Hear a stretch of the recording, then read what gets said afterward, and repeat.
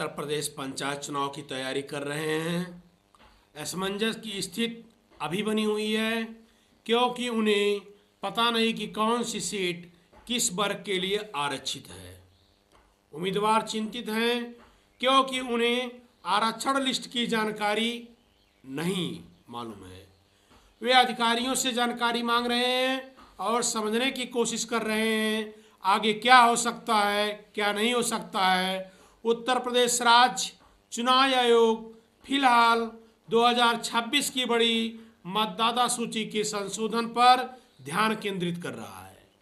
आरक्षण की स्थिति उम्मीदवारों के लिए अपने प्रचार की योजना बनाना मुश्किल बन पा रहा है और कुछ लोग मौजूदा सीट को बचाने के लिए चिंतित हैं। सभी को सरकार द्वारा अधिक से अधिक सूची जारी करने का इंतजार है। उत्तर प्रदेश में प्रधानों के चुनाव से पहले सरकार एक लिस्ट बनाती है जिसे ग्राम पंचायत आरक्षण सूची कहा जाता है। यह लिस्ट दिखाती है कि सामान्य उम्मीदवार, एसटी उम्मीदवार अर्थात अनुसूचित जाति का उम्मीदवार, एसटी अनुसूचित जनजाति का उम्मीदवार या आपका ओबीसी उम्मीदवार के लिए सीट आरक्षित है।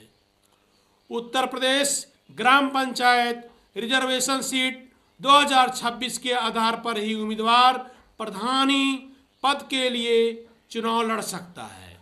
आज हम आप लोगों को उत्तर प्रदेश पंचायत चुनाव 2026 एससी या एसटी और महिलाओं के आरक्षण को लेकर के नए नए अपडेट पेश कर रहा हूँ। यदि आप प्रधानी चुनाव से संबंध रखते हैं या प्रधान लड़ने के इच्छुक हैं तो आपके लिए ये वीडियो बहुत ही महत्वपूर्ण है।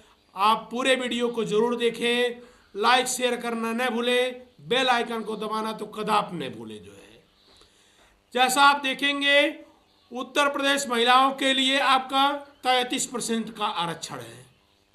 सरकार ने स्पष्ट किया है कि आगामी पंचायत चुनाव में सभी श्रेणियों में 33% सीट महिलाओं के लिए आरक्षित है। अब आरक्षण का आधार क्या है? 2011 की जनगणना, क्योंकि आप देखेंगे यह आपका 2026 चल रहा है। 2011 के बाद आज तक जनगणना नहीं हुई। तो पंचायती राज मंत्री के अनुसार जो सीटों का आरक्षण होगा 2011 की जनगणना के आधार पर ही होगा। अब पुराना आरक्षण फार्मूला वर्तमान चर्चाओं और रिपोर्टों के अनुसार पर सरकार 2026 के चुनाव को 2021 के आरक्षण पर ही कराने का विचार कर रही है।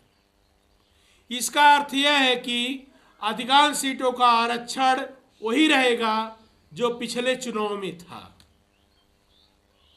रोटेशन प्रणाली, सीटों के आवंटन में चक्रवानुक्रम प्रणाली लागू की जाएगी, जिससे जो सीटें पहले आरक्षित थी अब वे सीटें एससी या ओबीसी के लिए आरक्षित रहेंगी।